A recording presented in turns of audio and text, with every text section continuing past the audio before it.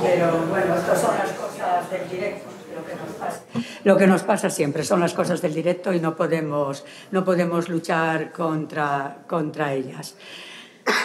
Bien, estamos en un momento en el que los derechos humanos, el Estado de Derecho y la democracia pues cada vez están más cuestionados y nosotros necesitamos reafirmar el compromiso con estos valores y principios y objetivos fundamentales.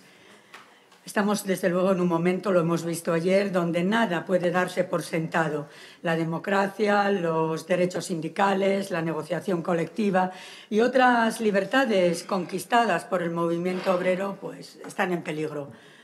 Todos sabemos que nada se hereda y que todo se lucha, por lo cual tenemos que seguir luchando y defendiéndolas activamente. Todos y todas las que estamos aquí somos sindicalistas, orgullosos y orgullosas de nuestra historia pasada, pero también de nuestra historia presente por la lucha y por los valores que representamos hoy en día. La solidaridad internacionalista, esto es una prueba.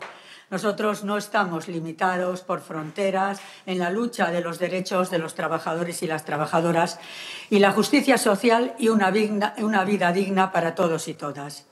Por eso, fomentar debates en lo interno de las organizaciones sindicales, como esta que estamos teniendo hoy, son herramientas útiles y necesarias para la lucha, porque tenemos también que ser conscientes de que el debate no debe quedar solo entre nosotros.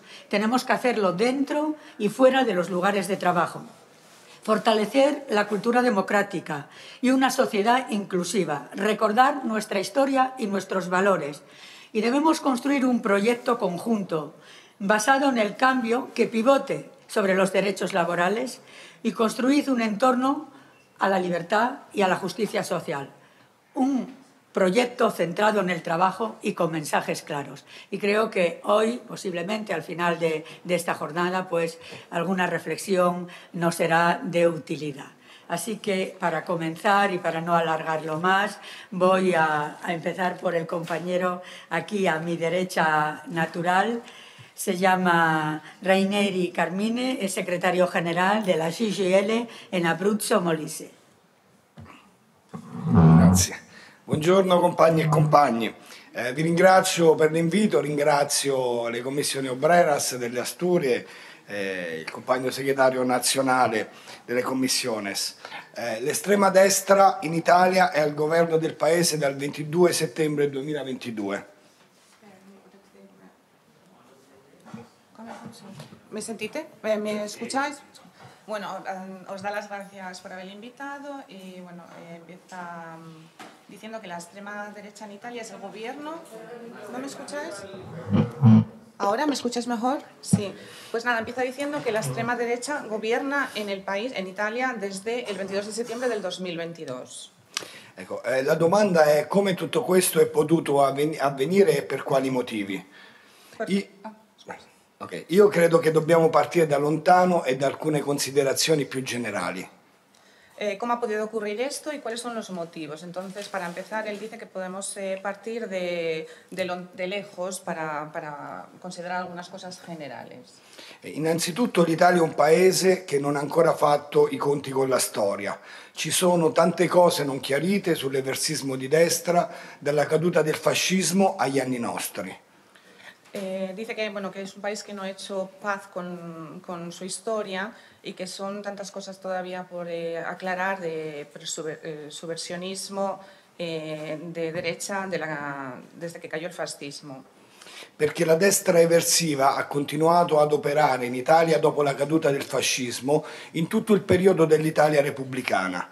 Un disegno eversivo che è stato attuato soprattutto attraverso dinamiche stragiste e il cui momento iniziale viene generalmente individuato nella strage di Piazza Fontana del 12 dicembre del 1969, raggiungendo il suo culmine con la strage di Bologna del 2 agosto del 1980. Perché la derecha subversiva ha continuado a gobernar incluso después de la caída de la Italia republicana. ¿Ah, sí? Vale. os estaba contando que la derecha subversiva ha continuado operando incluso después de la caída del fascismo en la Italia republicana. Y sobre todo este diseño subversivo ha estado basado en políticas de masacre que se han iniciado con la masacre de la Plaza de la Fontana del 12 de diciembre de 1969 y ha alcanzado su punto culminante con la masacre de Bolonia el 2 de agosto de 1980. I processi giudiziari su queste stragi hanno certificato la responsabilità di organizzazioni eversive di estrema destra con il coinvolgimento ed il depistaggio delle indagini di parti dei servizi segreti deviati, delle istituzioni e della massoneria italiana. Los procesos judiciales han, digamos, certificado la responsabilidad de estas organizaciones subversivas de la extrema derecha con la implicación y con el desvío por parte de los servicios secretos de las investigaciones. Sono partito da queste vicende piuttosto lontane negli anni, non solo perché credo sia vera l'affermazione secondo cui un paese senza memoria è un paese che non ha futuro e quindi dobbiamo capire il passato per affrontare il futuro, ma anche perché le stragi a cui ho accennato fino ad ora sono avvenute in un periodo particolare e particolarmente positivo per la Repubblica Italiana. Ha comenzado con estos hechos más antiguos porque él piensa que es cierta la afirmación de que un país sin memoria es un país que no tiene futuro y que debemos de entender el futuro para afrontar debemos de entender el pasado para afrontar el futuro. In quegli anni in Italia c'erano le agitazioni dei lavoratori, i cortei interni alle fabbriche, gli scioperi, c'erano le manifestazioni di piazza, si aprono nuovi spazi di democrazia, di divertimento, di curiosità, è un'Italia che ama la cultura, c'è una facilità di intreccio fra strati sociali diversi, comincia a funzionare l'ascensore sociale, si riducono le disuguaglianze, cresce il consenso nei confronti del Partito Comunista e del Partito Socialista e viene approvato lo Statuto dei lavoratori, una legge che dà più diritti e più tutele alle classi dei lavoratori, ad esempio viene inserito il divieto di licenziamento senza giusta causa, si istituisce il Servizio Sanitario Nazionale, una sanità pubblica ed universale che farà diventare quello italiano il quinto sistema di eccellenza al mondo nella sanità, come riconosciuto dall'Organizzazione Mondiale della Sanità. Son años, que son años de agitación laboral, donde hay protestas en las fábricas, entre los trabajadores internos, hay huelgas, hay manifestaciones en las plazas, se abren nuevos espacios de democracia, de entretenimiento, de curiosidad. Italia es un país que ama la cultura y se favorece, digamos, la interrelación entre los diferentes estratos sociales y se favorece el ascenso sociales, son momentos de auge en este sentido. Se crea también el Estatuto de los Trabajadores. L'Italia del boom economico, l'Italia in cui l'ENI, l'industria di Stato italiana, diventa centrale nell'approvvigionamento energetico italiano, pestando i piedi alle compagnie delle 7 sorelle del petrolio americano. Cresce il livello di istruzione, come dice una famosa canzone italiana, anche gli operai vogliono e possono avere i figli dottori, avvocati, grazie ad un ottimo sistema di istruzione pubblica. En Italia la empresa ENI, que es la empresa, digamos, de Corporación Nacional de Hidrocarburos, crece convirtiéndose en la compañía energética que suministra a Italia, poniendo el pie a las 7 hermanas del petróleo. Y también crece el nivel de instrucción de la gente, de educación, y como dice una famosa canción, también los hijos de los trabajadores quieren que sus hijos sean doctores, abogados y que todo esto gracias a un óptimo sistema de educación. Ecco, in un periodo così fiorente per l'Italia, la destra eversiva mina tutto questo con la politica delle stragi, di cui parlavo prima, per fermare quel processo di rinnovamento positivo per l'Italia e lo fa con pezzi dello Stato, con alcuni esponenti della destra istituzionale e con pezzi deviati dei servizi segreti. La stagione delle stragi ha di certo rallentato il processo di crescita sociale, culturale ed economica del Paese. I processi giudiziari per queste stragi hanno dimostrato il coinvolgimento coinvolgimento di pezzi dello Stato, ma si sono conclusi con delle sostanziali assoluzioni, spesso per l'avvenuta prescrizione dei processi, e dunque i canali di collegamento tra la destra eversiva e la destra istituzionale non si sono mai recisi del tutto. Allora, se trata de un periodo muy floreciente en Italia que está dominado por la política de las masacres que pretenden parar, estacionar la renovación positiva de Italia y lo utilizan trozos de espacios del Estado para conseguir este objetivo. Y todo este proceso de las masacres ha parado, digamos, la actividad social y cultural y económica del país. Incluso ha habido procesos judiciales que han demostrado claramente que están la implicación del Estado en estas masacres, pero que han sido absueltas por, digamos, por colegamientos, por contactos a favor de la... Ancora nel 2014 c'è lo scandalo di Mafia Capitale, e cioè una corruzione e collusione tra funzionari della pubblica amministrazione. L'ex sindaco di Roma, la nostra capitale, Gianni Alemanno, di Forza Italia, lo stesso partito di Giorgia Meloni, e diverse società riconducibili a Massimo Carminati, ex terrorista nero dei NAR, un gruppo rivoluzionario terrorista nero. Entonces hay, como digamos, como chanchullos, favores entre los funcionarios, funcionarios del sindicato de Roma, por ejemplo Gianni Almeno, dello stesso partito del sindaco, dello stesso partito della Meloni, y que se los, digamos, se los conecta o se los, con Massimo Carminati, que es terrorista de la mafia. Terrorista nero, sì. E poi si cambia fase. Dalla fine degli anni '80 comincia la stagione dell'austerity, delle privatizzazioni, dell'uscita dello Stato dall'economia, dei tagli al sistema sanitario nazionale, della contrazione dei diritti. Tutte queste politiche vengono decise o comunque avallate anche dalle forze politiche di sinistra. Tali posizioni, unite ad una stagione di grandi scandali giudiziari dovuti alla corruzione della politica, ha creato una disaffezione dei cittadini nei confronti dei partiti tradizionali di sinistra e del centro. Il Partito Socialista viene quasi annientato, il Partito Comunista Italiano si trasforma in Partito Democratico della Sinistra, poi nei Democratici di Sinistra, e nel 2007 si fonda con il Partito di Centro e di Area Cattolica, la Margherita. De los años 60 en adelante comienza la estación de una época de un periodo de austeridad, de privación, de privatización, de la salida del Estado de la economía, de los digamos, recortes en el sistema sanitario nacional, del recorte de los derechos. Todas estas políticas vienen a, bueno, pues a dar fuerza a la sinistra, forse politica di sinistra, scusate. Nel frattempo a destra, dopo gli scandali giudiziari che hanno riguardato i partiti di sinistra, nel 1994 nasce Forza Italia, partito di un imprenditore spregiudicato che dispone della proprietà di TV e giornali. Silvio Berlusconi, deceduto qualche giorno fa, crea un partito dal nulla con un bombardamento mediatico senza precedenti, sfruttando il malcontento dei cittadini verso la politica, e vince le elezioni. Crea un governo con la destra e con una nuova forza politica chiamata Lega Nord, che rivendica la secessione del Nord Italia. Si sviluppa, grazie all'appoggio dei media nazionali, una cultura dell'individualismo, del self-made man, del liberismo.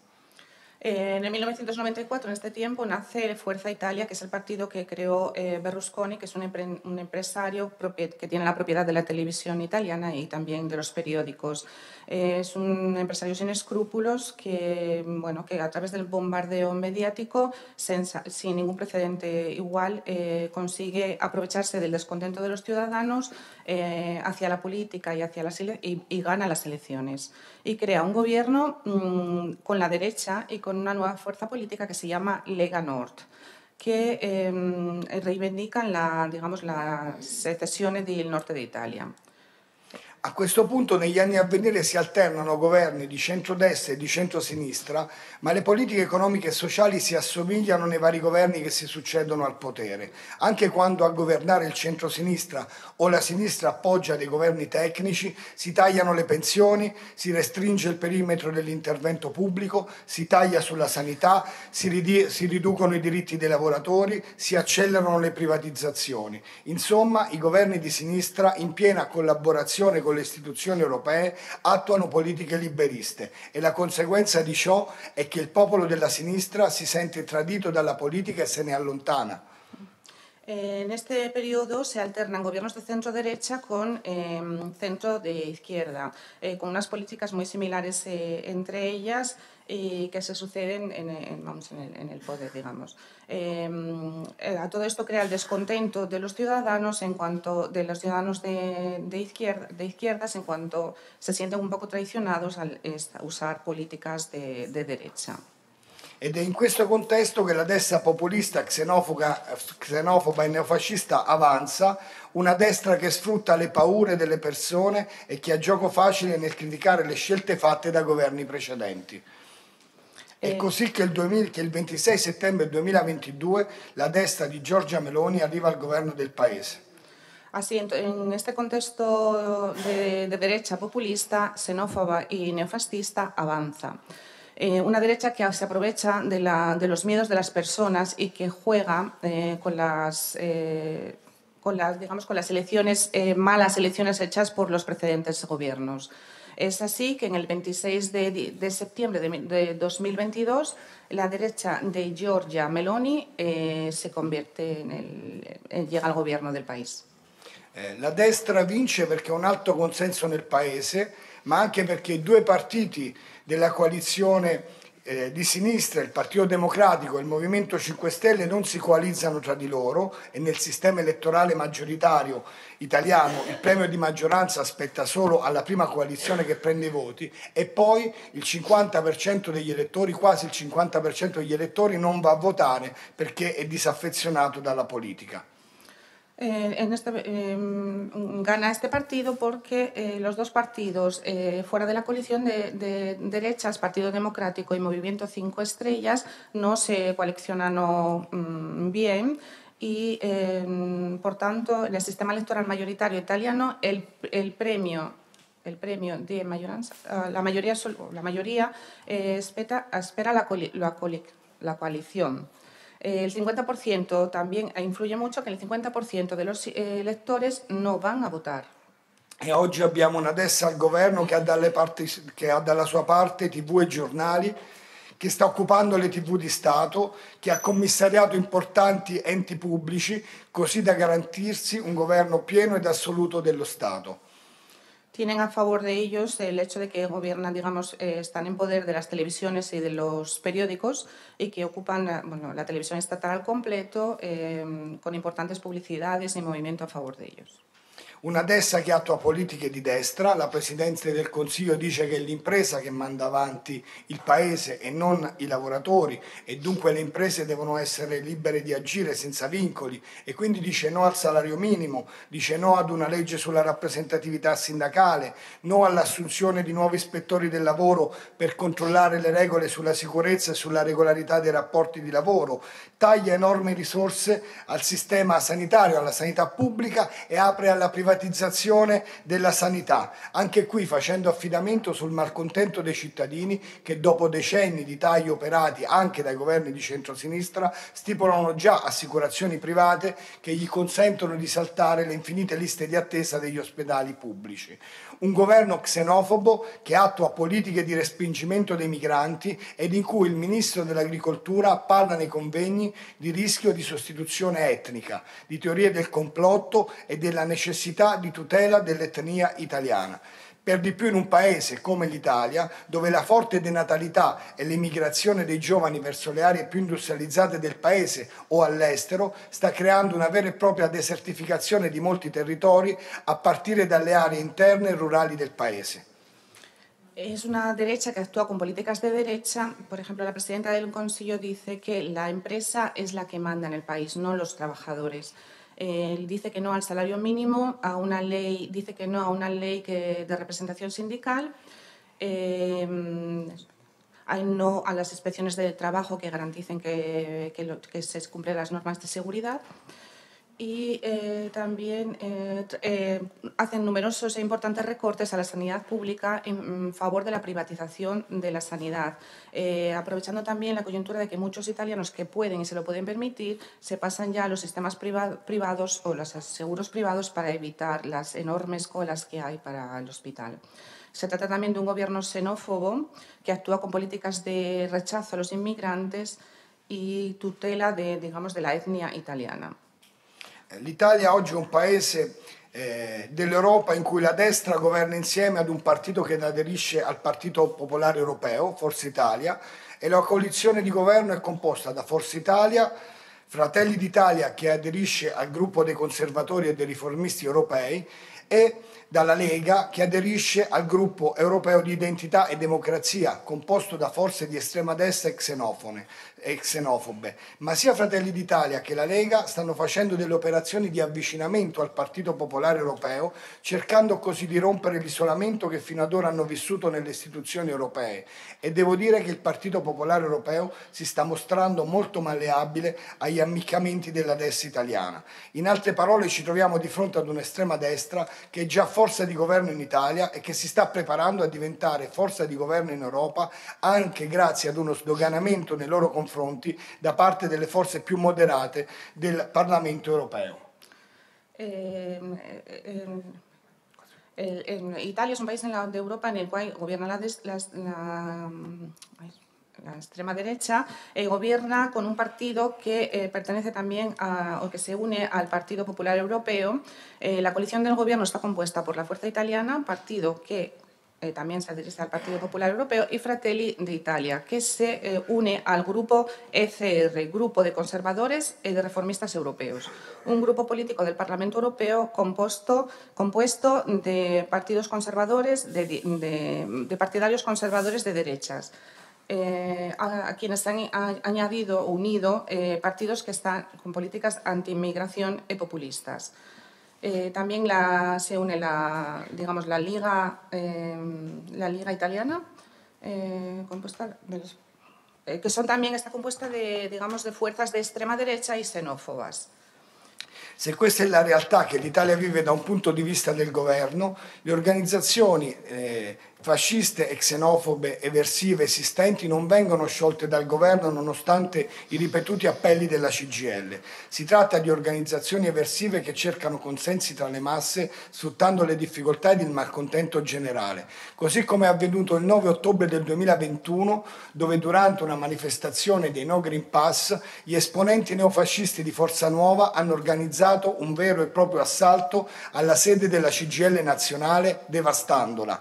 Episodi minori si sono registrati anche in altre sedi territoriali della CGIL e non è un caso che vi sia stato un accanimento proprio contro la CGIL, il più grande sindacato italiano che conta oltre 5 milioni di iscritti e che contrasta da sempre le politiche liberiste in atto nel paese, che difende i diritti e il welfare e che vuole includere ed accogliere in nome della solidarietà umana, che chiede pace tra i popoli ed il disarmo. Estas organizaciones, digamos, nazis y fascistas y xenófobas no vienen derogadas por el gobierno a pesar de todos los llamamientos que la CGIL ha hecho para hacerlo. Y se crean o se crecen por el descontento general de la gente. Un hecho muy importante que ha sucedido el 9 de octubre del 2021, durante una manifestación que se hizo para No Green Pass, los exponentes del neofascismo de Forza Nuova han organizado un asalto a la sede nacional de la CGIL, devastándola. No son episodios pequeños, sino que han atacado directamente a la sede nacional, del mayor grupo, digamos, del mayor grupo de sindicato italiano, que consta de más de 5 millones de afiliados y que siempre lucha contra las políticas liberalistas, la política liberalista del país, que defiende los derechos de los trabajadores, el bienestar social y que lucha contra estas políticas de extrema derecha.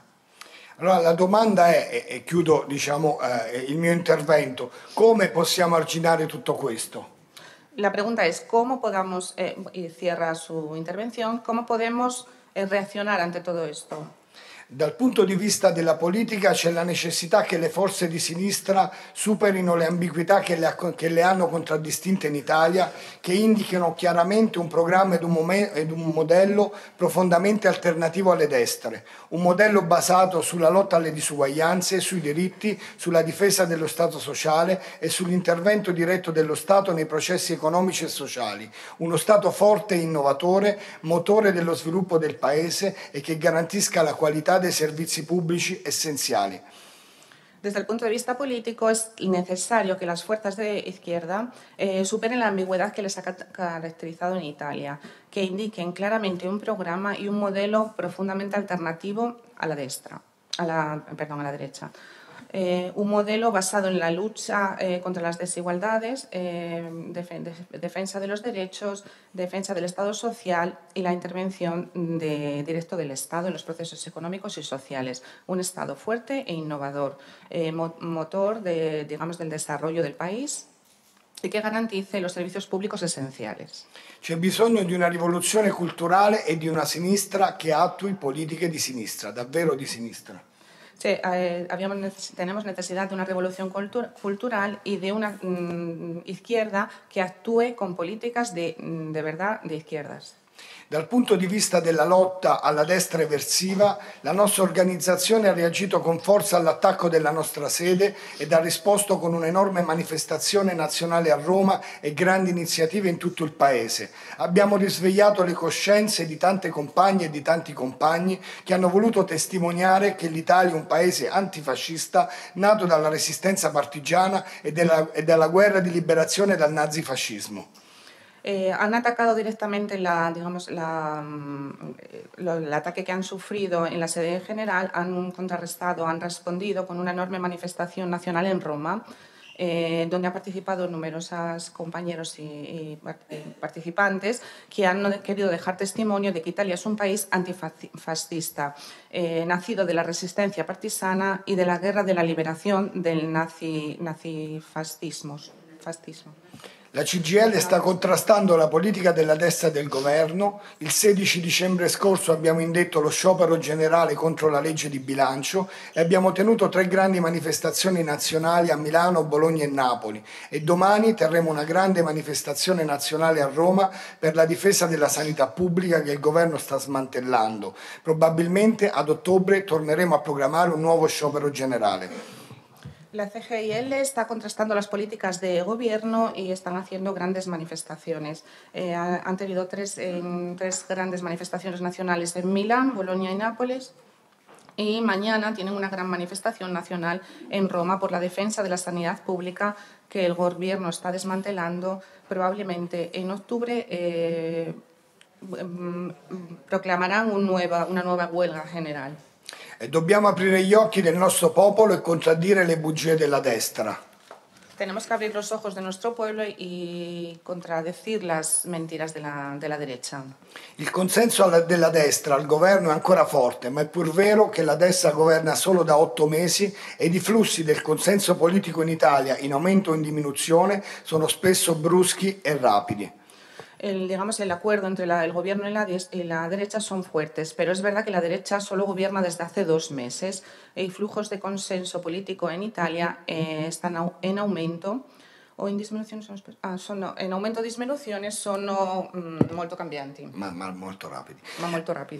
Ma il tema non riguarda certo soltanto il mio paese. In tutta Europa si registrano derive xenofobe e spinte di nazionalisti e movimenti neonazisti. È per questo motivo che nello scorso 19° congresso della CGIL nazionale abbiamo proposto la costituzione di una rete internazionale dei sindacati antifascisti alle quali aderisce ovviamente la Confederazione Sindacale delle Commissiones Obreras e altre 60 organizzazioni.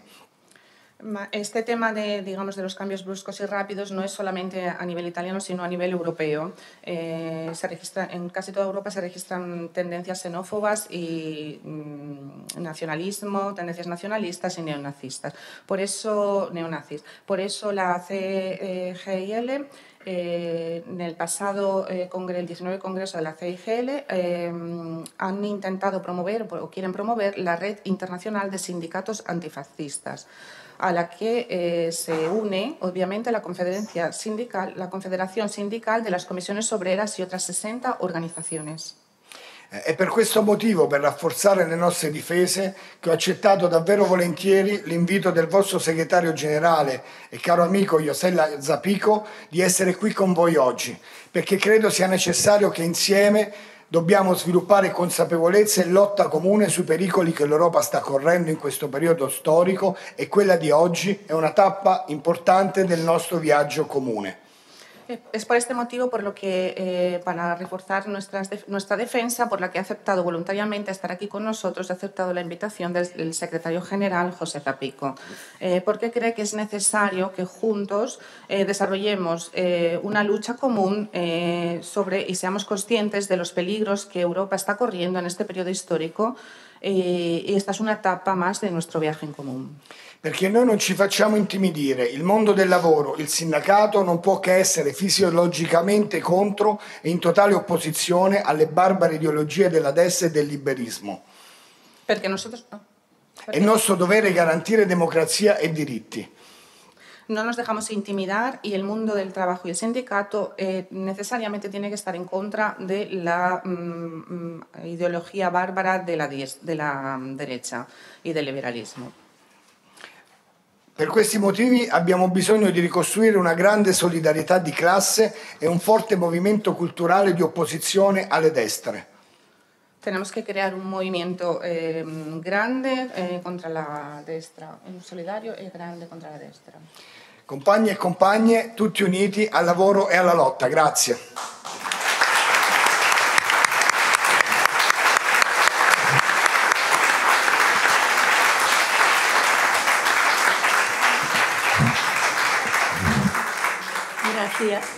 Gracias, Reinieri. Nosotros estamos encantados de que estés aquí, que hayas aceptado la invitación, y creo que todos y todas compartimos esa necesidad que tú has puesto sobre la mesa de trabajar juntos y de luchar juntos contra la extrema derecha, porque juntos yo creo que somos casi invencibles. Bueno, ahora voy a pasar la palabra al compañero Antonio Tanara, secretario regional de FGTB Metal de Bélgica, pero voy a especificar que viene de Wallonie, porque hay una diferencia de venir de esa zona a venir de la zona flamenca, y eso hay que tenerlo en cuenta. Bueno, yo voy a empezar a hablar en español por decir buenos días a todos, a todas. Encantado de estar aquí y gracias mucho a la Comisión Obrera. Me disculpo porque después yo voy a hablar en francés, que para mí es muy fácil y para ti también.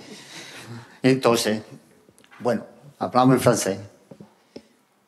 Je viens de Belgique et effectivement, comme tu viens de le dire, c'est très particulier en Belgique sur l'aspect politique.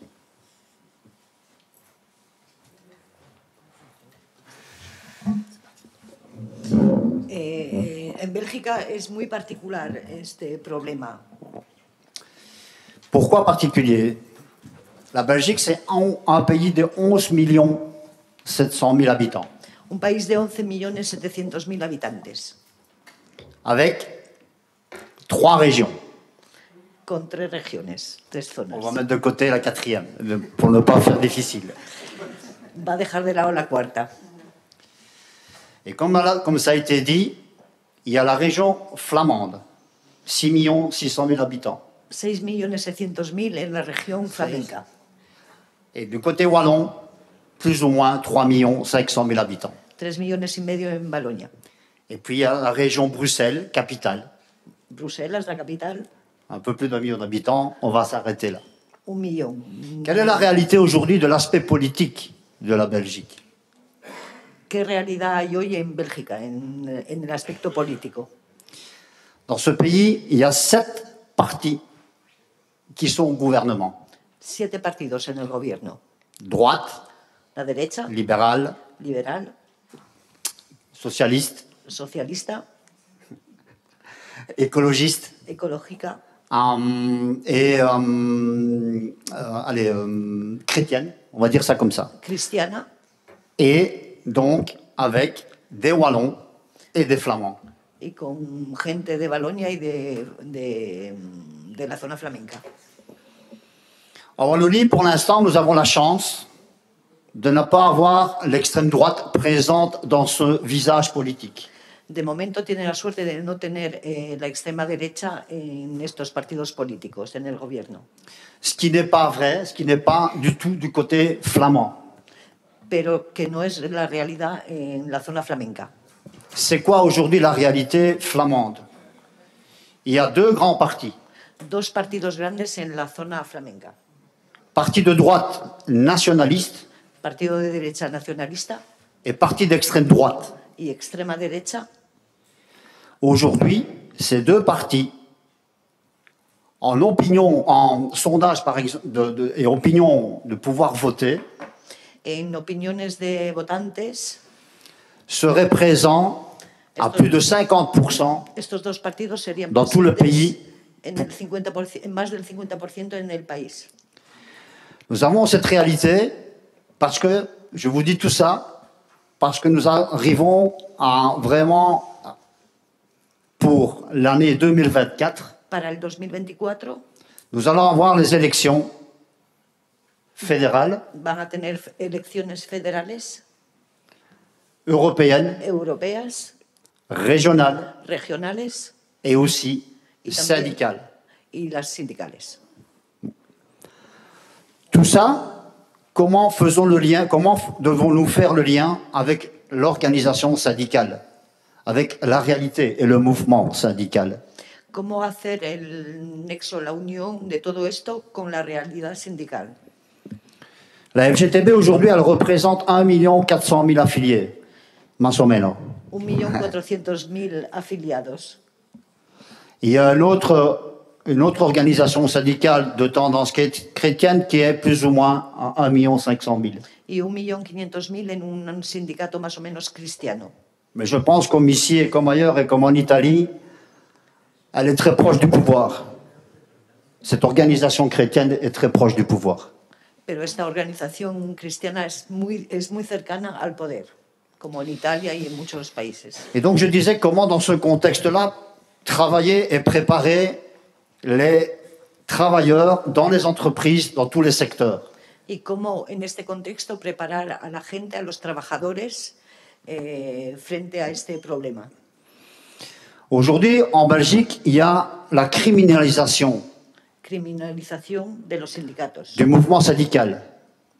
Il y a quelques années, 8 ans, hace 8 años, on a mené des combats Tuvieron luchas hace unos 8 años contre le gouvernement contra el gobierno belge belga, perdón, pour améliorer le revenu des travailleurs, para mejorar el salario mínimo de los la trabajadores, situation générale des travailleurs. la situación general. Et donc nous avons mené beaucoup de luttes très longtemps pour essayer de faire changer les choses. Y tuvieron que luchar mucho tiempo para cambiar las cosas. Cette lutte a fait que nous avons porté une action sur un arrêt d'une autoroute, d'un pont d'autoroute. Lucharon, entre otras cosas, quisieron parar una autopista, las obras de una autopista. Tout ça, ça nous a donné qu'aujourd'hui, avec 16 de mes camarades et moi, dont le président de la FGTB général, 17 personas, incluido Antonio y el presidente del sindicato, nous avons été condamnés à 2 mois de prison avec sursis les condenaron a 2 meses de cárcel pour 3 ans, pendant 3 ans, durante 3 años et à 2 300 € d'amende y 2.300 chacun. euros de multa cada uno. Cette situation, je disais que la criminalisation du mouvement syndical continue encore aujourd'hui. La criminalización del sindicato sigue estos días, actualmente. Comment est-ce qu'il continue? C'est qu'il y a des grands mouvements pour le moment en Belgique, Hay movimientos muy grandes en Bélgica, de momento, du côté des secteurs de l'alimentation. en el sector de alimentaria. Le groupe Deleuze veut se séparer de 9000 travailleurs. ¿Sí, cuál? Le groupe Deleuze, c'est como te puedo decir, como aquí, le Corte Inglés o... Ah, vale. Un se grand puede decir. groupe de type Corte Inglés, une grande chaîne comme ça, veut se débarrasser de 9000 travailleurs. Ah, pardon.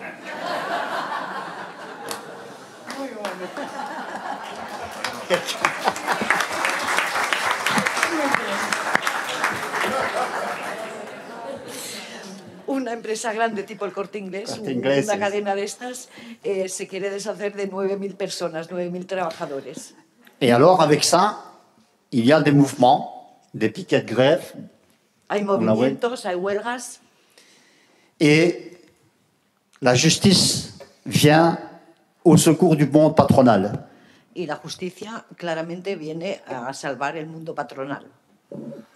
Qu'est-ce qui se passe?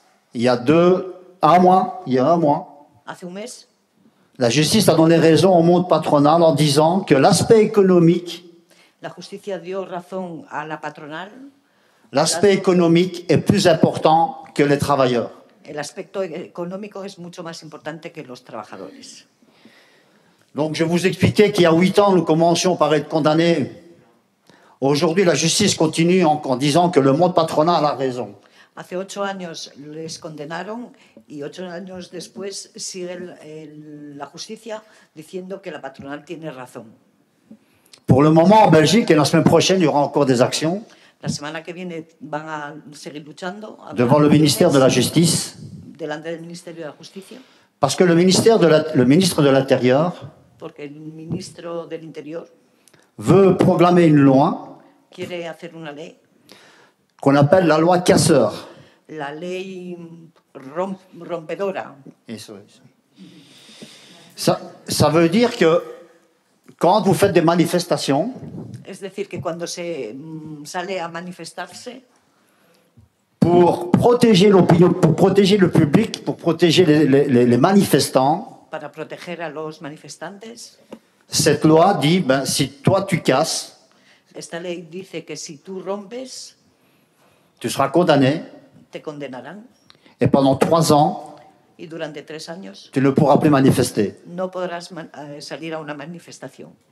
Sur le fait de dire que c'est des casseurs, c'est tout le mouvement social qui est de nouveau mis à mal. Es de nuevo todo el movimiento social que están, ¿cómo on dit? Como te puedo decir? Que no está bien, el movimiento social no está bien, ¿no? Que le están achacando. Bueno. Tout ça, comme je disais, pour faire le lien entre l'extrême droite et le terreau qui est préparé par la droite et le monde patronal. Todo esto va a decir que la gente se le ha preparado con los partidos de derechas y la patronal y ahora ya llega la extrema derecha. C'est de préparer comment tout ça, chez les travailleurs, nous, organisations syndicales, on peut expliquer les choses et rendre les travailleurs avec un esprit critique. Lo que hay que hacer es que hay que motivar y explicar a la gente que tienen que tener pensamientos críticos y no solo escuchar y creer todo lo que se les diga. Comme je vous disais, il va y avoir les élections syndicales en 2024 et ça nous met en difficulté, c'est difficile pour nous Es complicado para los sindicatos de pouvoir avoir des gens qui deviennent des représentants des travailleurs. De encontrar personas que pasen a ser delegados sindicales. Dans un petit pays, En un país pequeño, où aujourd'hui, je répète, du côté wallon, on n'a pas l'extrême droite. Mais jusqu'à quand? Claro, es un país pequeño y de momento en Valonia no hay extrema derecha, pero se están preguntando hasta cuándo llegarán. On mesure tout ce qui se passe ici en Espagne, tout ce qui se passe en France, beaucoup. con todo lo que pasa en España y en Francia, et en Italie. en Italia. Et ça nous donne aussi une réalité de ne pas rester les bras croisés. Nos hace ver que no podemos quedar sentados a esperar. Nous menons des campagnes, des slogans, campagnes sur le fait de dire syndicaliste, pas criminel. Están haciendo campañas para que la gente se dé cuenta que los sindicalistas no son criminales, que es lo que la derecha quiere hacer creer. Nous menons aussi des campagnes sur la résistance, sur le fait d'avoir une résistance syndicale. También hacen campañas sobre la resistencia sindical. Parce que ce qui est en jeu aujourd'hui, c'est la liberté d'expression. Porque lo que nos jugamos es la libertad de expresión. Et donc, pour pouvoir répondre à ce que peut faire une organisation syndicale, il y a un outil qui nous semble important. C'est la formation syndicale. Lo que les parece importante es la formación de los delegados sindicales, la formación sindical. En formant les délégués, en leur donnant la possibilité de comprendre dans quel monde ils vivent et dans quel schéma ils sont. Es un instrumento que puede ayudar a la gente a ver dónde vivimos, cómo vivimos, quiénes somos. Ça leur donne l'esprit critique. Para darles un espíritu crítico. Et ne pas tomber dans la facilité. Y no engañarse con la facilidad de lo que nos cuentan. Parce que le monde syndical est toujours en grève. Porque el mundo sindical siempre está de huelga. Je ne sais pas aller travailler. No van a trabajar. Bueno, Je peux pas garder je ne sais pas, mes enfants peuvent pas aller à l'école. Los tópicos que oímos siempre, ¿no? Et donc, il nous semble, et nous avons fait, nous, du côté du métal, bien qu'aujourd'hui il y a un peu de difficultés, cette formation est très importante à nos yeux. Y desde el punto de vista del metal, esta formación es muy importante. Nous espérons la continuer parce que ça devient difficile financièrement. Esperan que puedan seguir porque financiariamente se dice eso. Oui. Es difícil. Et aussi peut-être probablement se dire que, comme le camarade de la CGL a dit, como el compañero de Italia nos dijo, qu'il faut continuer à créer le lien avec, en tout cas, les organisations syndicales de gauche. Hay que seguir apoyándose entre los sindicatos de izquierdas, européens, mondiaux au besoin. Europeos y mundiales.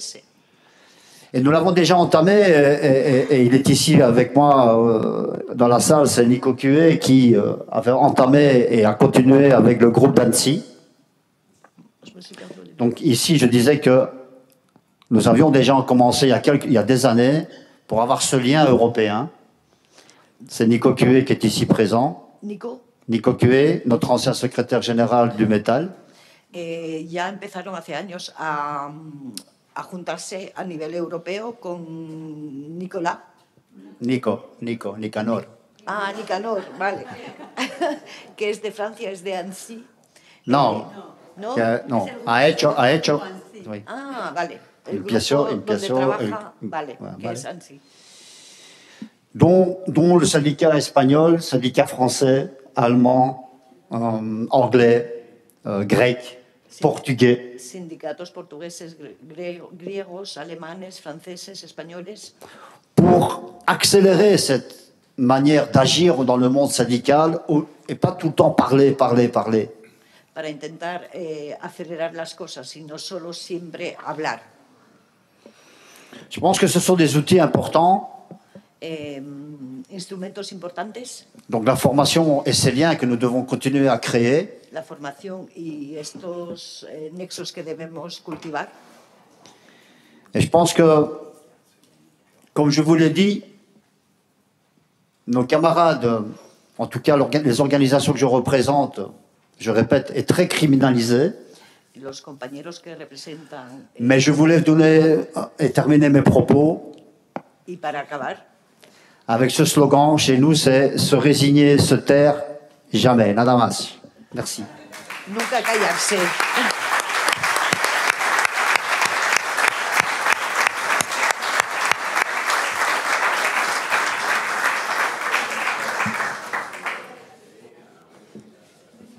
Gracias, Antonio.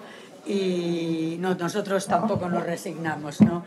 Llevamos muchos años, yo creo que parte de lo que has dicho cuando has hablado de criminalizar el movimiento sindical, aquí hemos tenido una experiencia que recién, porque hablar de 3 años es hablar de ayer, hemos tenido una experiencia también bastante fuerte de ataques frontales contra las organizaciones sindicales, en concreto contra esta, con gente de petición de muchos años de cárcel y de criminalizar las acciones, que la Constitución española nos permite, como es actuar de piquetes y ser piquetes informativos. Así que sabemos muy bien de lo que hablas y creo que los malos ejemplos abundan. Los buenos son difíciles, pero los malos abundan. Y ahora voy a ceder la palabra a Pascal Debé, que es miembro del secretariado de la CGT del Gran Est, pero que ha formado parte de la dirección nacional de la CGT de Francia durante muchísimos años. Pascal. Bonjour à toutes et à tous. Déjà, merci beaucoup à votre syndicat pour cette invitation. On considère à la CGT que les initiatives européennes et internationales contre l'extrême droite sont extrêmement importantes et doivent se démultiplier. Muchas gracias a todos por venir y consideran que es muy importante las iniciativas europeas contra la extrema derecha. Comme vous le savez, hélas, l'extrême droite, au cours de ces dernières années, franchit un cap de popularité et d'influence dans les sphères économiques, dans les sphères sociales, dans les sphères politiques, qui dorénavant inquiètent le mouvement syndical européen et international dans sa diversité. La extrema derecha en estos últimos años ha pasado un nivel de popularidad y de influencia en las esferas económicas, sociales y políticas que empiezan a inquietar el movimiento sindical europeo e internacional.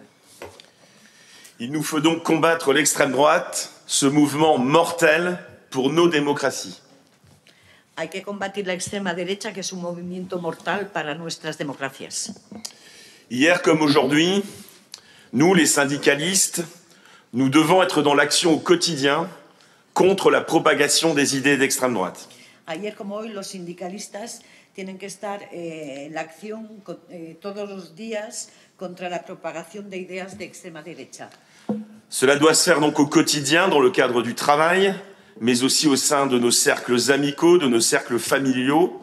La bataille des idées est rude face aux mensonges et aux thèses conspirationnistes qui se développent aujourd'hui dans un environnement de néolibéralisme violent, de bouleversement climatique, de tensions géopolitiques sérieuses et, comme vous le savez, dorénavant, de guerre sur notre continent.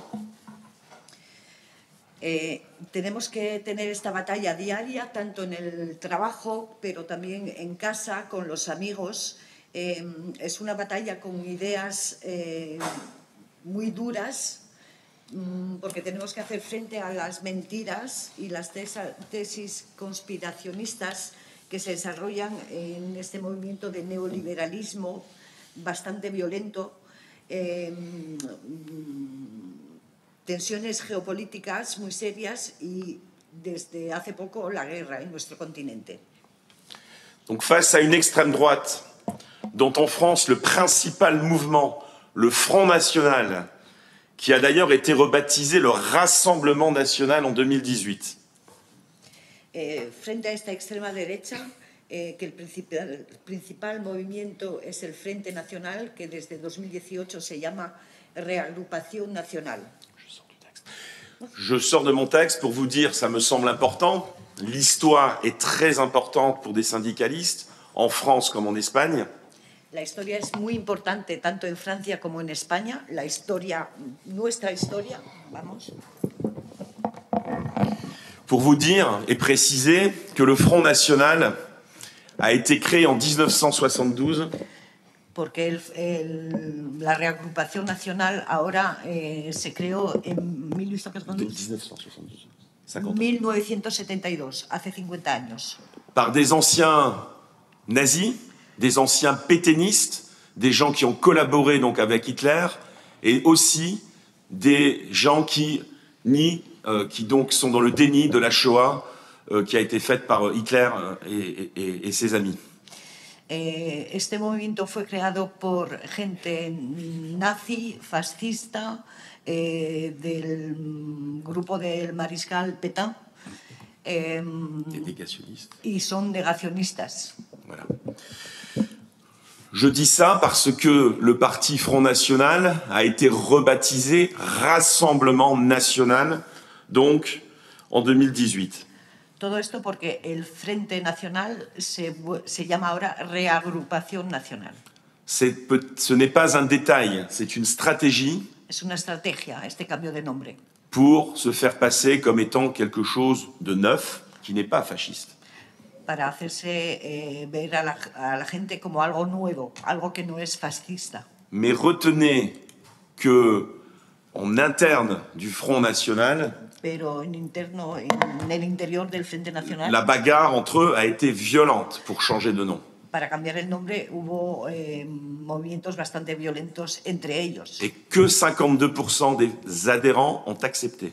Solo el 52% de la gente del Frente Nacional ha aceptado este cambio de nombre.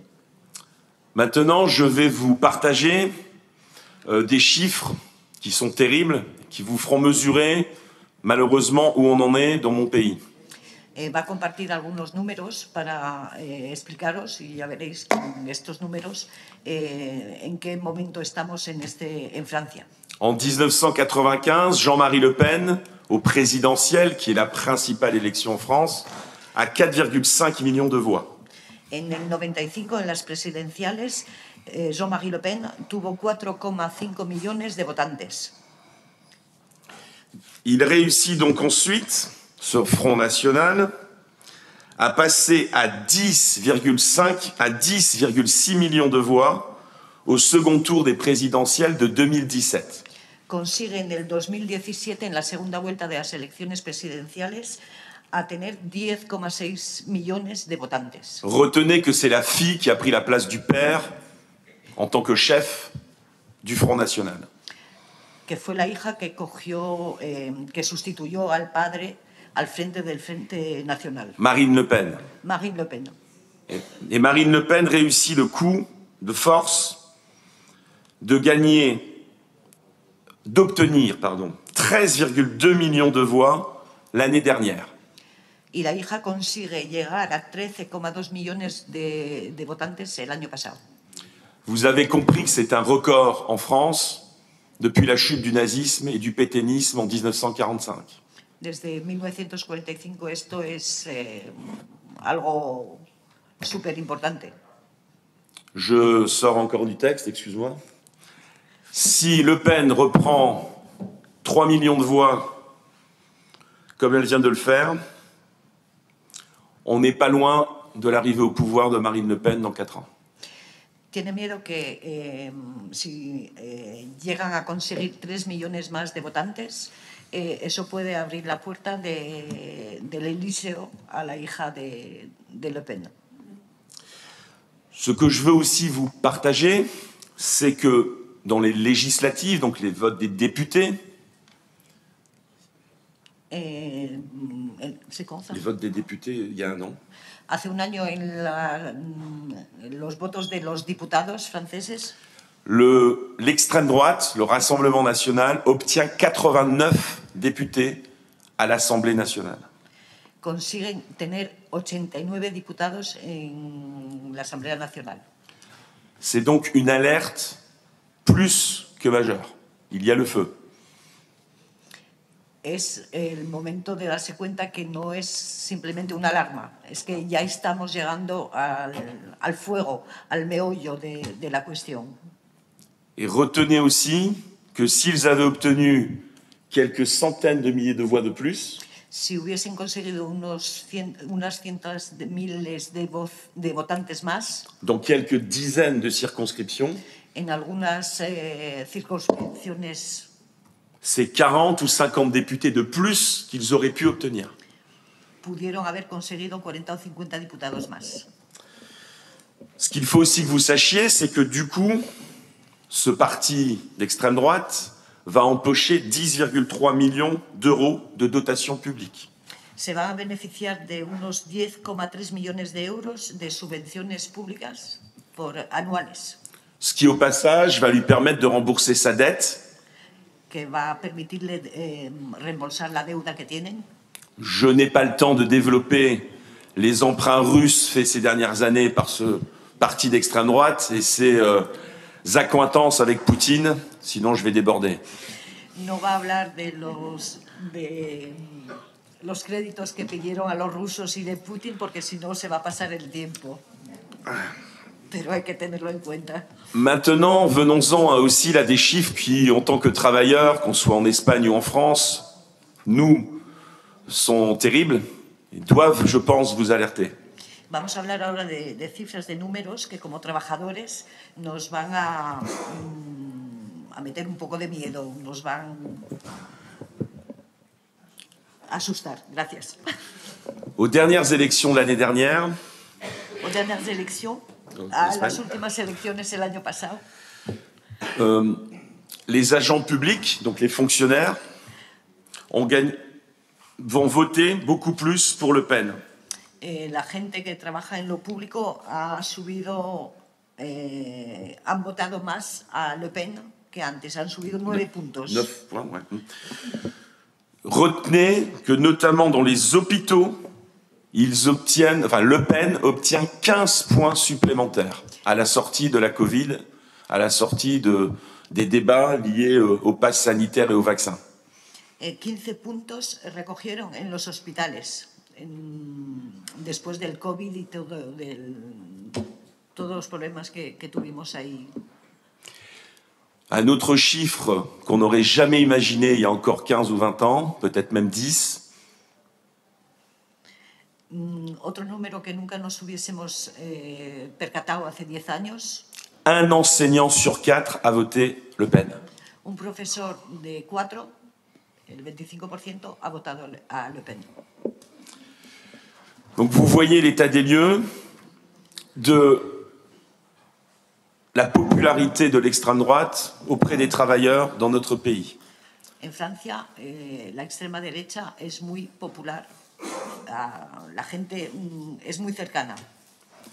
Juste quand même, dans ce tableau noir, une lueur d'espoir pour nous encourager à travailler ces questions. Pero vemos ahí una luz a lo lejos.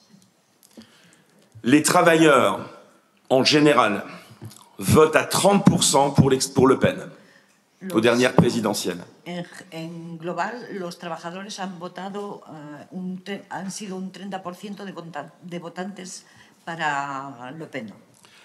Ceux qui sont proches d'un syndicat, quel qu'il soit, ce qui est beaucoup de trop, sont 25% en moyenne à voter Le Pen. La gente que es más cercana a los sindicatos representa un 25% de los votantes a Le Pen. C'est énorme. Mais les travailleurs, travailleuses, qui n'ont pas de syndicat à côté d'eux, qui ne sont pas organisés, qui ne connaissent pas, qui n'ont personne autour d'eux, ça monte à 33% qui votent Le Pen. La gente que no está cercana a los sindicatos, que no está preparada, que no sabe nada de política, nada de eso, el número sube al 33% de votantes. Évidemment, ça rend encore plus important le fait de syndiquer, d'organiser les travailleurs. Por eso es muy importante afiliar los trabajadores. Alors, peut-être ce que je veux aussi vous dire, c'est que l'extrême droite, en tout cas en France, utilise une théorie qui s'appelle le grand remplacement. En Francia, la extrema derecha utiliza una teoría que es el gran reemplazo. Qui ne correspond, qui ne repose sur aucune réalité, sur aucun fait objectif. No tiene ninguna realidad ni nada razonado ni nada. Mais repose en effet sur une xénophobie, un racisme qui est clairement assumé. pero viene de un racismo y xenofobia muy anclados. Alors, ce qu'il faut que vous sachiez, c'est que Le Pen et le Rassemblement national l'utilisent, mais de façon, comment dire, modérée, prudente. Esto lo utiliza Jean-Marie Le Pen y el Frente Nacional, pero despacio, algo muy moderado. Mais ce qu'il faut que vous compreniez, c'est que toute la politique du Front National depuis plus de 50 ans Pero toda la política del Frente Nacional desde hace más de 50 años repose sur le concept de priorité nationale, la base es la prioridad nacional, qui avant s'appelait, dans leurs mots à eux, dans leur bouche, la préférence nationale. que antes lo llamaban la preferencia nacional. Vous observez aussi, y compris puisqu'il y a des universitaires qui étudient la linguistique, le changement des mots. La importancia de los cambios de las palabras, el cambio de palabras. Donc, on a un autre, hélas, comme en Italie, on n'en a pas un qui est dangereux, on en a deux. Et donc, on a Zemmour avec Reconquête. Zemmour, en Francia hay dos peligrosos, no como en Italia uno, son dos. Et Zemmour, lui, il va à fond la caisse, à fond sur le grand remplacement. Y Zemmour va a tope con el gran reemplazo. Et retenez quand même que ce monsieur qui était plutôt un animateur de télévision, il a écrit des livres. Bon, j'ose pas dire qu'il est écrivain, il a écrit des livres. Este señor es más presentador de televisión, ha escrito libros, no se atreve a decir que es escritor, pero ha escrito libros. Et le nouveau venu sur le marché de l'extrême droite en France depuis en gros 2 ans. Hace unos 2 años que está ahí en la palestra. Et il a obtenu 7% des voix au présidentiel au premier tour. Y obtuvo 7% de los votantes en la primera vuelta de las elecciones. Alors, mesurez que ce n'est pas que des mots. Il y a eu un événement dans l'Assemblée nationale il y a quelques mois. No son solo palabras, hubo algo especial en la Asamblea Nacional hace unos meses. Il y a eu un débat un peu animé, comme il y en a dans les parlements de tous les pays européens, j'imagine. Un débat animé comme il y en a partout dans tous les parlements des pays d'Europe. Hubo un debate bastante animado, bastante fuerte, como imagina que puede pasar en todos los gobiernos en Europa. Et un député d'extrême droite a insulté un député de gauche de couleur noire d'origine africaine en lui disant « retourne chez toi ».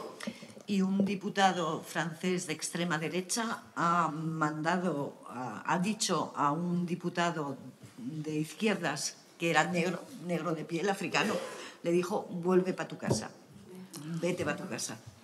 En tout cas, la banalisation des idées d'extrême droite est donc pour nous un véritable fléau, et on pense que c'est en partant du passé, en partant de notre histoire sociale, que nous devons vraiment travailler et transmettre, de nos analyses syndicales, de nos propositions, que nous combattrons résolument l'extrême droite, ses idées, ses pratiques.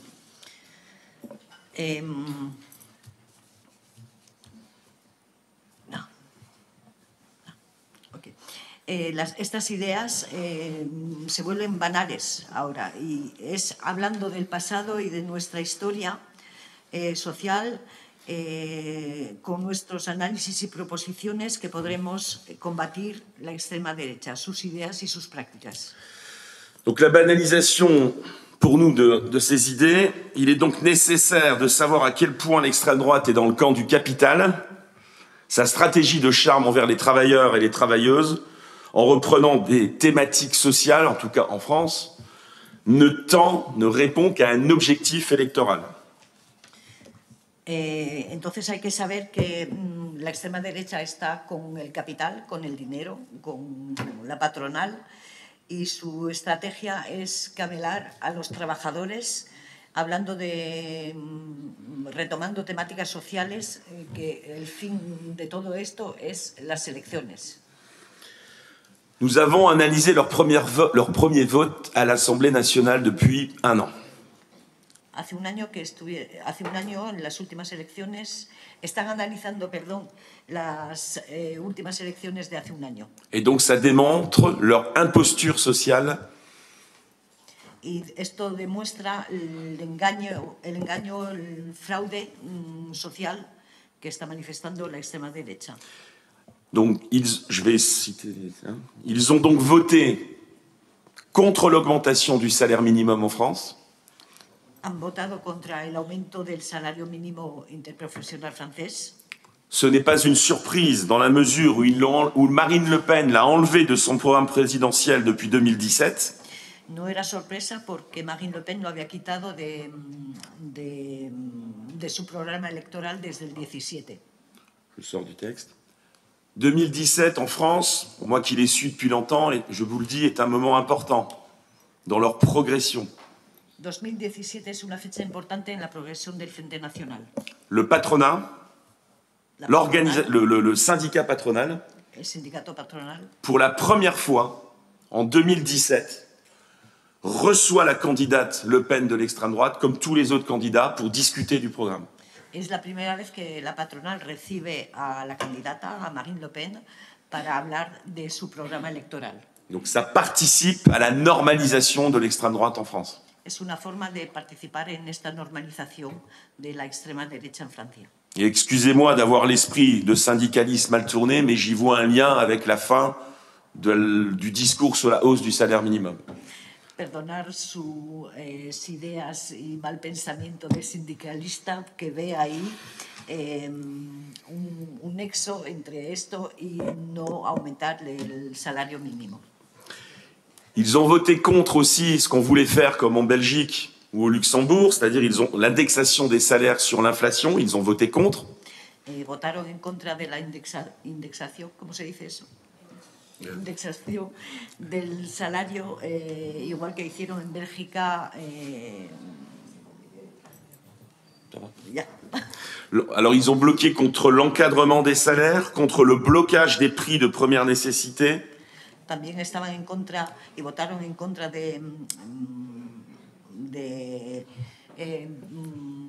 ¿cómo se dice?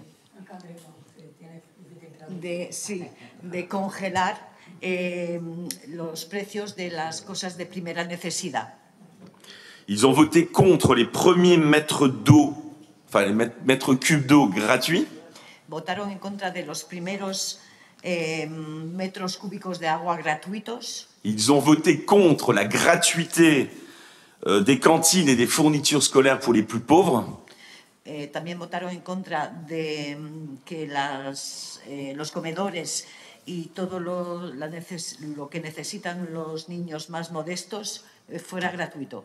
Ils ont voté contre la revalorisation des petites retraites. Contra la subida de las jubilaciones pequeñas. Ils ont voté contre ce qu'on appelle en France la garantie d'autonomie pour les jeunes étudiants, donc à 1 063 €. En tout cas, le principe même, ils l'ont balayé. En Francia hay una garantía de autonomía de unos 1.600 € para los estudiantes para que se puedan vivir, ayudarse. Es una ayuda. También votaron en contra. Ils ont voté contre le gel des prix des loyers. Contra la congelación de los precios de los alquileres. Ils ont voté contre l'augmentation des hébergements d'urgence pour les sans-abri, les gens à la rue. En contra de sitios para recoger a la gente que no tienen donde dormir, donde vivir, la gente. Ils ont voté contre, on avait en France un impôt sur les fortunes que Macron a enlevé. Donc on voulait rétablir cet impôt sur les grandes fortunes. Ils ont voté contre. Existía un impuesto sobre las grandes fortunas que Macron había quitado. Querían volver a ponerlo en la palestra, también votaron en contra. Je passe vite parce que... Okay. Et dernier point, pas des moindres. El último punto, y no el menos importante. Ils ont voté contre le fait qu'il y ait 1 milliard d'euros supplémentaires à la lutte contre les violences faites aux femmes. Ils ont voté contre. Votaron en contra de un presupuesto de 1 millones, gracias, de euros que estaban destinados a la lucha contra la violencia de mujeres. Par contre, ils ont voté pour la fin des droits au chômage quand on abandonne son poste, pero votaron a favor del fin de derechos del desempleo cuando tú te vas de la empresa. ils ont voté pour la fin des allocations chômage pour des travailleurs qui refusent un contrat à durée indéterminée lorsqu'on a fini un contrat à durée déterminée. Tampoco ibas a tener indemnizaciones si cuando acababas tu contrato de duración indeterminada te proponían uno de indefinido y no lo cogías. Et là maintenant on rentre dans le dur de l'extrême droite, dans ce qu'elle est véritablement. Y ahora vamos a hablar de lo que es realmente la extrema derecha. Réduire les droits au chômage des travailleurs étrangers hors Union européenne. Reducir los derechos de desempleo a los trabajadores extranjeros que no son europeos. Interdire la présence de travailleurs étrangers dans les institutions représentatives du personnel pour être délégués d'entreprise. Prohibir los extranjeros para que sean delegados sindicales en las instancias representativas de las empresas. Ils ont voté,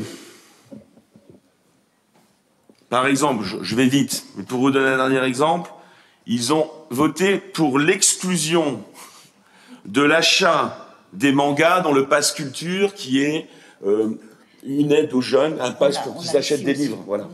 En el bono cultural prohibieron que con ese bono se pudiera comprar mangas. Bon. Il y en a d'autres, mais je me dépêche, parce que l'heure tourne. Alors, mangas, estos japoneses, retenez aussi que face à cette situation, on en a parlé hier avec l'affaire Engelmann de l'intervenant qui est donc venu, on a mesuré que donc on a dû en 2013 désaffilier le syndicat des travailleurs de Nilvange parce qu'il soutenait ce monsieur qui était candidat sur une liste Front National. En 2013. Ouais. En 2013 tuvieron que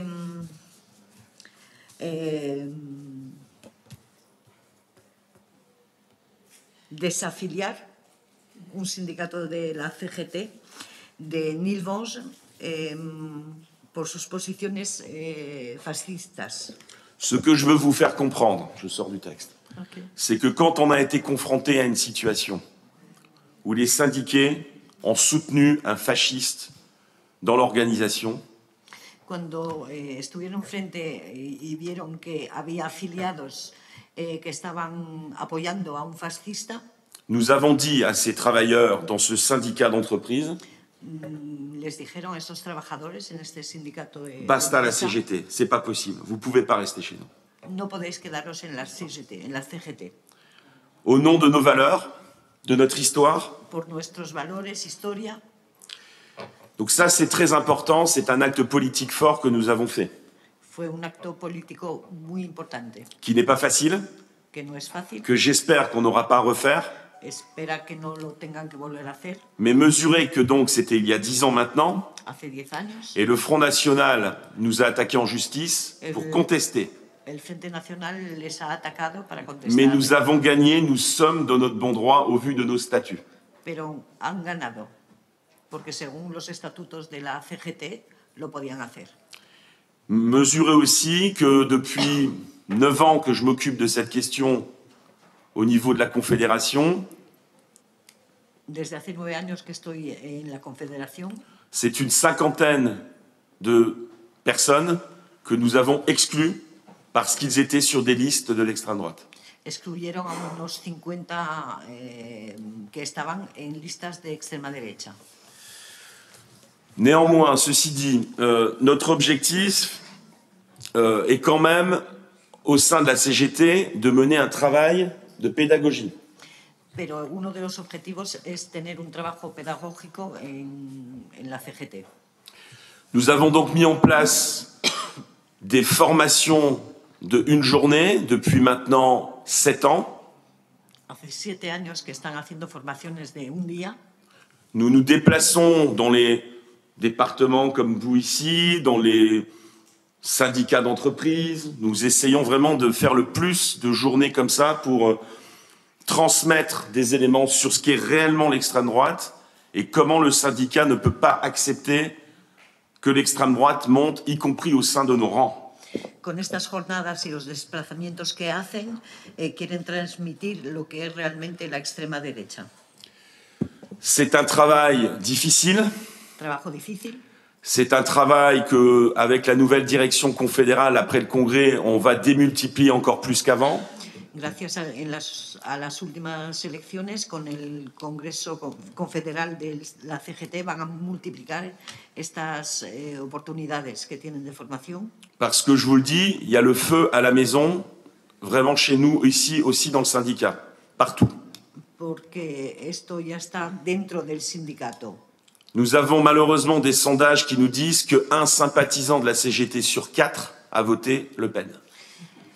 Un simpatizante de 4, el 25% de simpatizantes de la CGT ha votado a Le Pen. Je vous dis à vous, même si je suis dans un cadre européen, ce que je dis dans mon propre pays avec les syndicats CGT. Nos va a contar igual que está contando en Francia, aunque seamos a nivel europeo, nos va a contar lo mismo. Le pire est de mettre la tête dans le sable et de dire j'ai rien vu, j'ai rien entendu. Lo peor es esconderse y decir que no se ha oído nada ni se ve nada. Donc même si c'est difficile, même si on n'a pas envie de vivre ça, aunque il faut affronter. Difícil, hay que ponerse frente a esto. Et je le dis humblement, je pense que tous les travailleurs d'Europe sont les mêmes. Enfin, on est tous d'accord. Donc je pense que, hélas, ces évolutions parmi les travailleurs en Espagne, en Belgique, en Allemagne, en Portugal, partout, sont hélas sur les mêmes ressorts. Por desgracia, je me suis perdu. De dire que les travailleurs sont tous les mêmes, qu'il y a les mêmes ressorts dans le cerveau qui font qu'à un moment donné, ils vont voter l'extrême droite. Ok. Por desgracia, se dan cuenta que los trabajadores en Europa somos todos iguales y tenemos miedo a que nuestros pensamientos vayan a tener el mismo camino.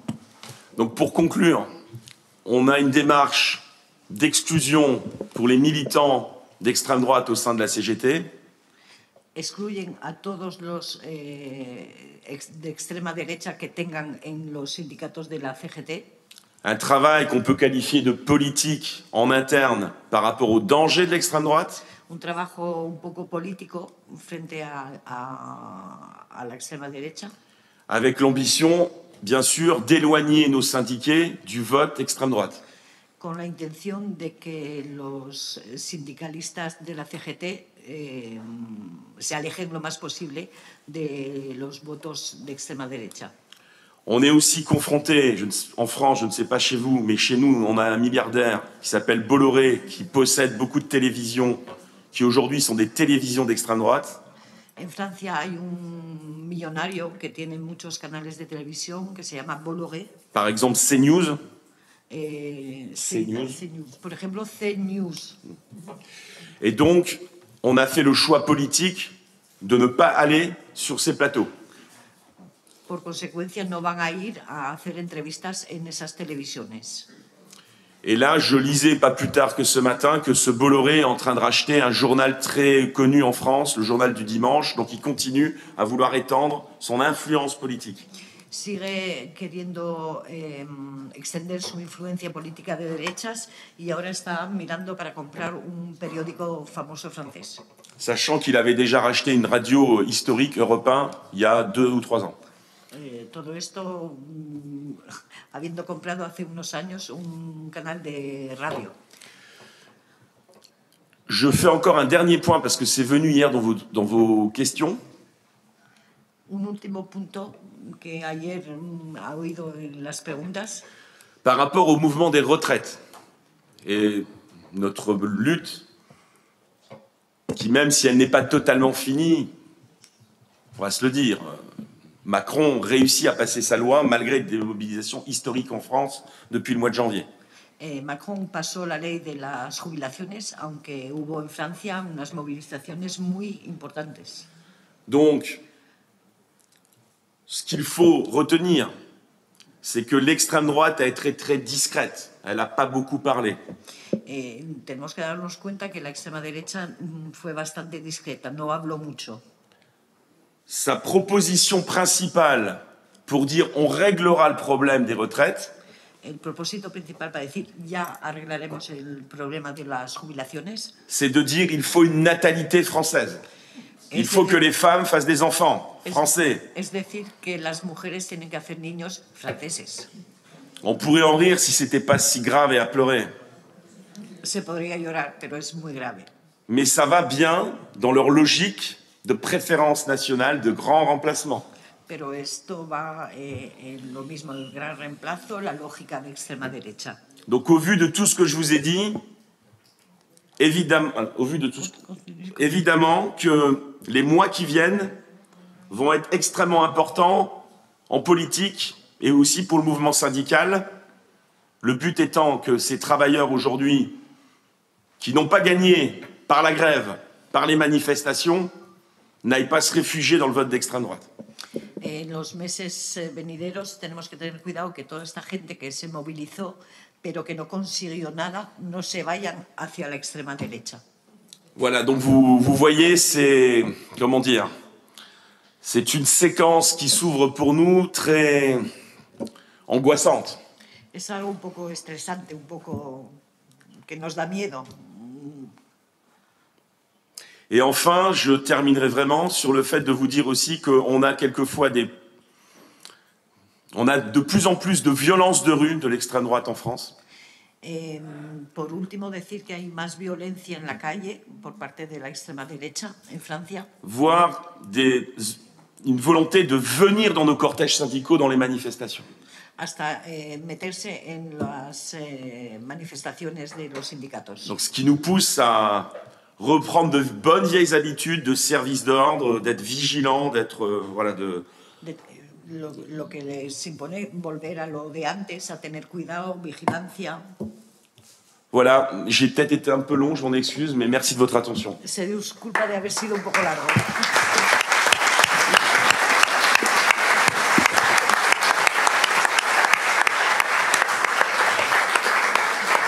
Merci Pascal. Gracias, Pascal. Y yo me disculpo ahora por decir que tenemos muy poco de tiempo para el debate.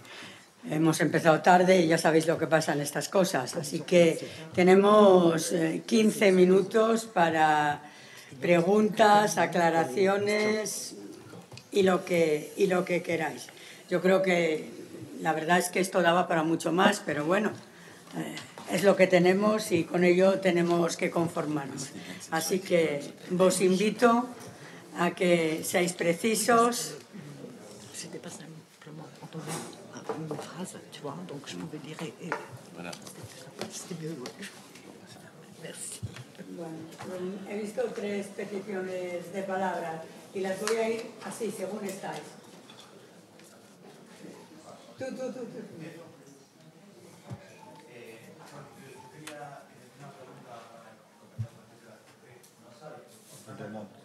No hay micro. Une question pour toi. Très intéressé par ce que tu as dit. Un panorama, has dicho tú, angustioso.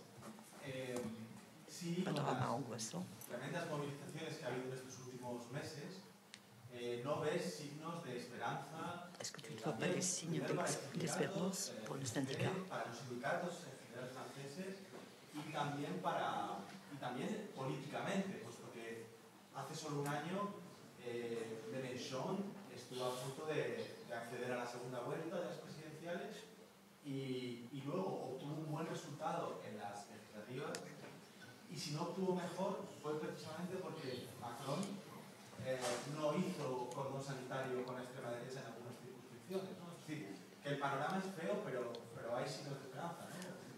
Le panorama est un peu moche, mais il y a un peu d'espérance grâce aux mobilisations des gens. Et donc, est-ce que tu vois une lueur d'espérance? Je réponds tout de suite. Ouais. D'accord, ok.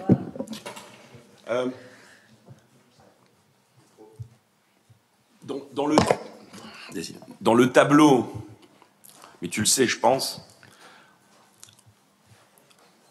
l'électorat majeur de l'extrême droite, c'est les 25-60 ans.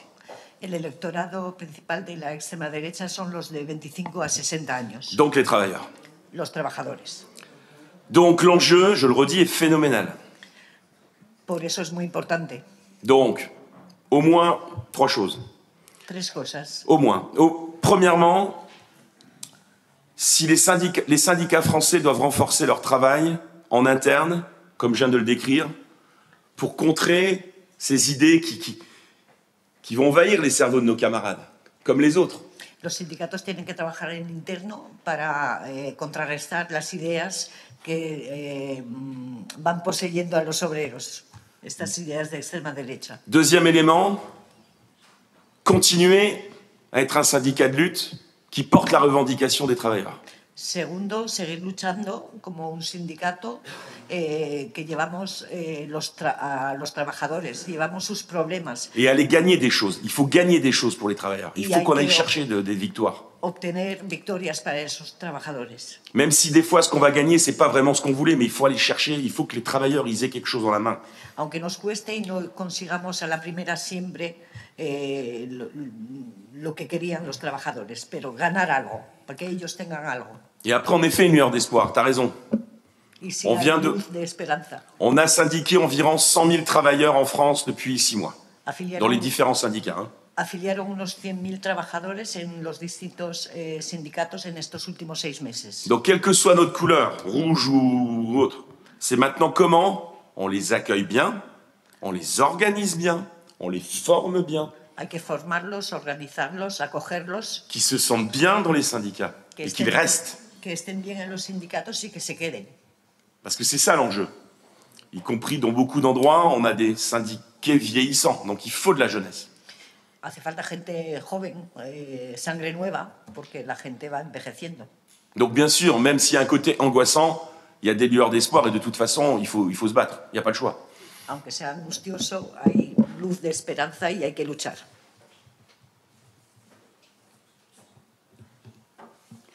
Marius.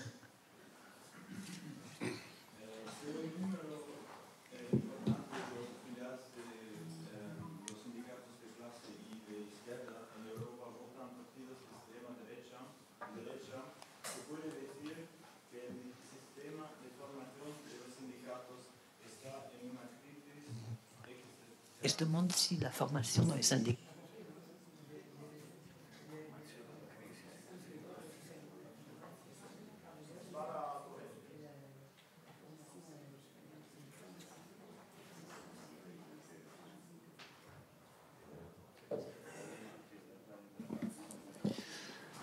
Dire que la formation syndicale est dans une crise, probablement dans la réalité de développement de la situation politique, de l'environnement, et comme Pascal vient de le dire, aussi d'une certaine forme de jeunesse. Je ne sais pas qui traduit. C'est toi qui traduis. Non, moi je n'avais pas écouté. Voilà, maintenant on est ensemble. Voilà. Répète. Je répète.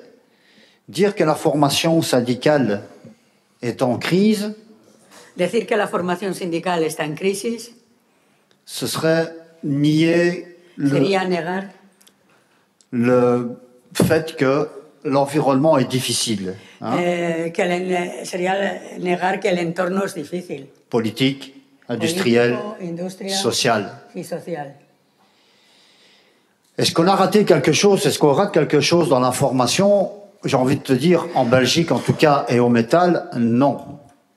Puisque les thèmes que nous portons sont des thèmes d'esprit critique. No, dice que por lo menos en Bélgica y en el sector del metal, lo que ellos aportan es un espíritu crítico a esa formación.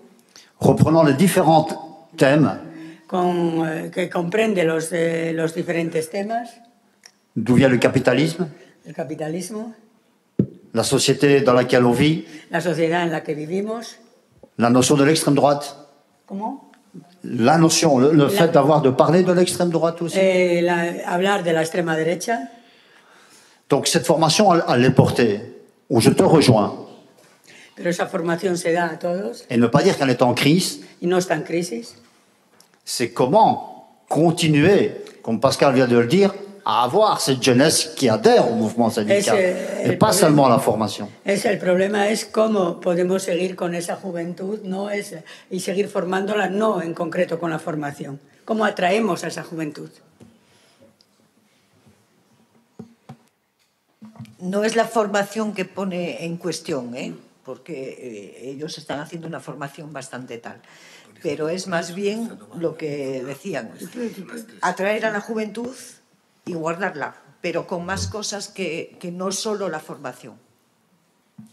¿Quieres decir algo sobre este tema? Sì, rapidamente. Perfetto, Sì, io su questo tema direi che noi non abbiamo tanto un problema che riguarda i nostri delegati sindacali. I nostri delegati sindacali votano a sinistra e hanno forte consapevolezza dei pericoli dell'ascesa della destra e della destra in Italia. Certo, più formazione specifica su questi temi è sicuramente più importante. En Italia no existe este problema, sus delegados y sindicales votan siempre a la izquierda, pero que sí que es cierto que es súper importante la formación en este sentido. Il vero problema però è sugli iscritti al sindacato, sulla complessità, sulla totalità degli iscritti al sindacato, che spesso non fanno formazione sindacale. Que el verdadero problema es en cuanto a la cantidad o le persone adscritas al sindacato, ¿no? Que no hacen delegación. Allora il problema spesso è il nostro rapporto con i lavoratori, perché sempre di più il sindacato viene visto come delega. Io faccio la delega sindacale e quindi tu mi devi rappresentare e io mi sento disinteressato, diciamo, ad una lotta comune. Sí, que digamos que ellos delegan en el sindicato y tú me tienes que representar. Entonces me siento un poco desligado de la responsabilidad eres tú el sindicato el que me tiene que defender, ¿no? Esatto. El delegado delega en ti para... Esatto. Quindi noi dobbiamo parlare di una nuova partecipazione democratica delle persone, delle lavoratrici, dei lavoratori, dei pensionati alla vita democratica del paese. Que tenemos que pensar un poco más en la participación, en la formación de la participación de las personas, de los trabajadores, de los pensionados, a la partecipazione nella vita diaria del paese. E per fare questo noi come CGIL stiamo rafforzando il nostro modello confederale, cioè noi siamo organizzati come voi per confederazione e categorie, ma pensiamo che dobbiamo rafforzare il livello confederale, che è un livello che attiene proprio alla partecipazione nella vita democratica del paese, non pensare soltanto ai diritti e alla tutela dentro il posto di lavoro, ma anche nella vita e nella società. Allora, ellos están un sistema de confederaciones, entonces están intentando buscar la unión de las confederaciones. Maggiore confederazione rispetto ai non solo i problemi dentro il posto di lavoro, ma anche nella vita democratica del paese. Sí, una confederación más grande, buscando no solo los problemas dentro del trabajo, sino también fuera en lo que es la vida del país, la vida normal del país. Gracias. Quedaba una petición de palabra allí en el fondo. Por favor, compañero.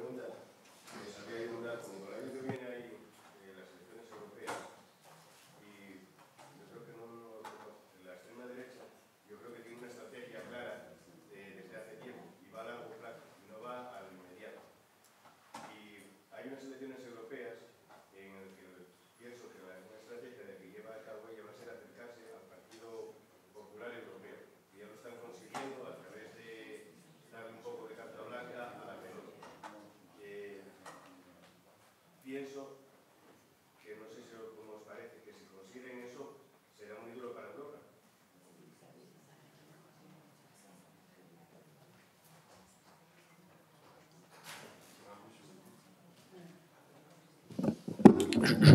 Par rapport à ta remarque, je crois que le camarade italien l'a dit dans son intervention, aujourd'hui il y a deux groupes européens, quelque part, qui ne se sont pas mis d'accord. Il y a deux risques. Actualmente hay dos grupos europeos, como lo dijo antes nuestro compañero italiano.